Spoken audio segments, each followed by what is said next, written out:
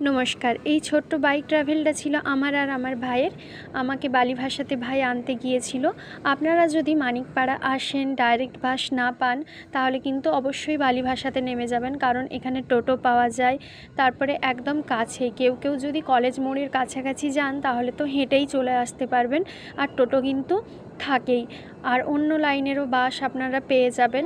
আমি বলে রাখি, এখানে বালিভাসাতে নামার সুবিধাটা কেন, এটা তো ন্যাশনাল হাইওয়ে, এটা NH6। এখানে যদি আপনারা নামেন, এই লাইনে আপনারা যদি আসতে চান, তাহলে কিন্তু ঝাড়গ্রাম, গোপীবল্লভপুর, তারপরে বহরাগুড়ো, মানে উড়িষ্যা, ঝাড়খণ্ড, আমাদের একদম শেষ মাথায় বেলপাহাড়ি পর্যন্ত বাস কিন্তু সব সময়ই থাকে। মানিকপাড়া সব সময় বাস থাকে না। তো দেখুন প্রকৃতিটা কি সুন্দর দেখাচ্ছে। একটু আগে বৃষ্টি হয়ে গেছে, রাস্তাটাও ভীষণ সুন্দর লাগছে। আর এই রাস্তাটা তো আমার ভীষণ ভালো লাগে।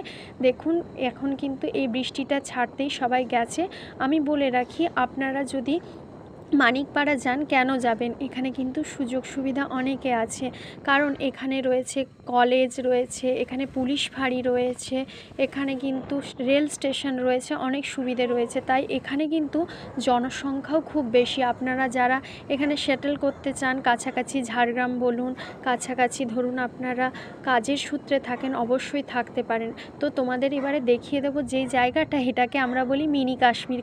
কারণ এখানে কিন্তু সবসময় খুব ঠান্ডা থাকে। আপনারা যদি গরমকালেও রাত্রে যান, দেখবেন অন্য জায়গার থেকে এখানটা কিন্তু খুব কম। আমার বাম দিকে যে দেখলেন একটু জঙ্গলের মতো আছে, এখানে কিন্তু একটা পুকুর আছে। এখানে নাকি হাতিরা জল খেতে আসে। এমনকি আমাদের বলে দেওয়া হয়, এখানে কিন্তু হাতি বসে থাকে যখন হাতিরদের সময় হয়, মানে বিশেষত এই ধান কাটার সময়ে। তো তখন কিন্তু হাতিরা এখানে আড্ডা ধরে, তারপরে হাতিরা ওই পুকুরেই জল খেতে যায়। তাই আপনারা দেখে শুনে এই জায়গাটা পেরোবেন। এবারে কিন্তু আমরা চলে এসেছি আমাদের মানিকপাড়ার কাছাকাছি। দেখুন ওই যে দেখা যাচ্ছে আমাদের ডান দিকে, ওই ডান দিকে যেটা দেখছেন, ওখানে কিন্তু আমাদের এটা হচ্ছে ইলেকট্রিক অফিস। আরও দেখিয়ে দিচ্ছি, আমি যেমন পার্ট 1 দেখাচ্ছি, সেটা পার্ট 2ও দিয়ে দেখাবো।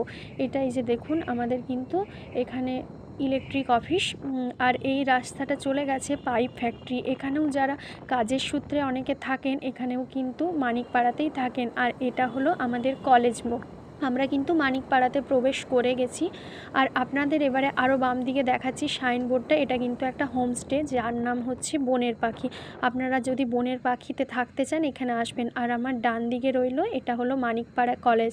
আপনারা বুঝতেই পাচ্ছেন আমরা এবারে মানিকপাড়া ঢুকে গেছি। তো চলুন এবারে আমার বাড়ি পর্যন্ত পার্ট 2 দেখে নিন। ভালো থাকবেন সবাই, হ্যাঁ।